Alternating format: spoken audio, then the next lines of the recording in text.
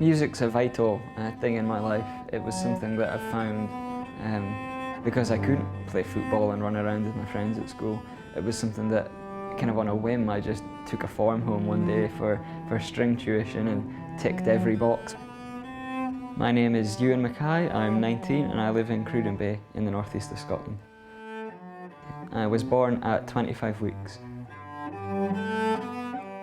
At the time, surviving such an early birth was rare, but now more and more children make it through.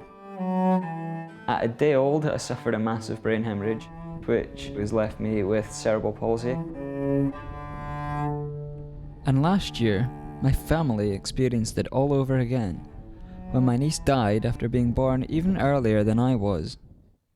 But her twin sister Amy survived, and is now 18 months old. When you see how well she's coming on now after she's come off the oxygen, having been on that for so long. Yeah. I think she's achieved so much. And definitely a lot more confident and more mobile. Just, started walking since she came off it as well. Amy, look. Amy was born at 24 weeks. You kind of see the pain on my parents and Greg and me as well. It was lightning really did strike twice.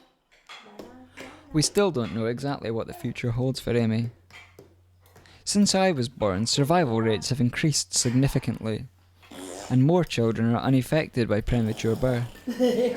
But there has been little change in the proportion who grow up with severe disabilities. And that's exactly what a study I've been part of since birth is trying to tackle. Thank you. It's called EPICure, and I've come to London for another round of development checks. So Ewan, this is a test to measure the level of inflammation in your lungs. Take a breath in your mouth. We have to remember that that has been fairly consistent over EPICure, that about 1 in 4 have had quite significant problems. And that proportion we would hope in time to reduce. We now know very much more about the sort of problems that we might anticipate as children grow up. And that's going to help us identify problems early and provide support and help to try and prevent them becoming big problems. This is one of the most familiar sounds that... Of the children who survive extreme prematurity, most will largely be unaffected, but almost a quarter will grow up to have more severe difficulties. At one of the biggest neonatal units in London, they deal with close to 900 babies a year. Our major workload is premature babies born like extremely preterm and small babies. Apart from the medical challenges of looking after the babies, our biggest challenge is meeting parents' expectation and making sure that they are comfortable during that very stressful time. The uncertainty over just how your baby will be affected is often the hardest part of all for parents. It's been up and down, obviously, but it's been great hospital. The doctors are the first class. Yeah, it's a roller coaster ride. In the beginning they didn't think she would even survive. So to get to this point, we're nearly at 32 weeks. So she's nearly going on for 8 weeks old. They're starting to get easier. Plus you get used to it. And that's the encouraging thing as well. That it'll get easier, and before you know it, hopefully you'll be out. Yeah, that's what we're hoping for. Yeah. So it's nice to see somebody that's... Yeah, it's nice to see somebody that's lived to tell the tale. I mean, she really has been a miracle, to be honest. Absolutely. But she's a fighter.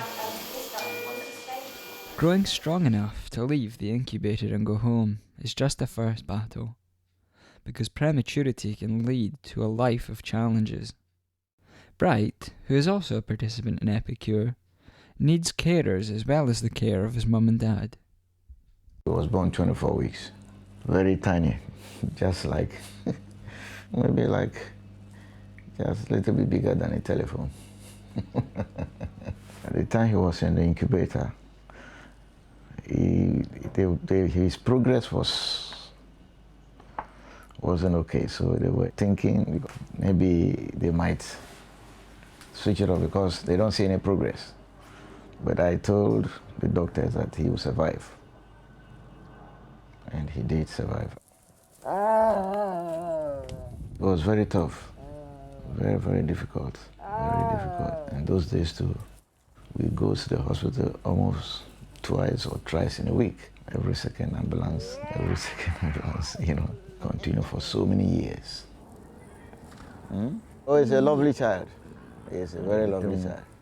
He's always happy. In terms of bright, you need patience.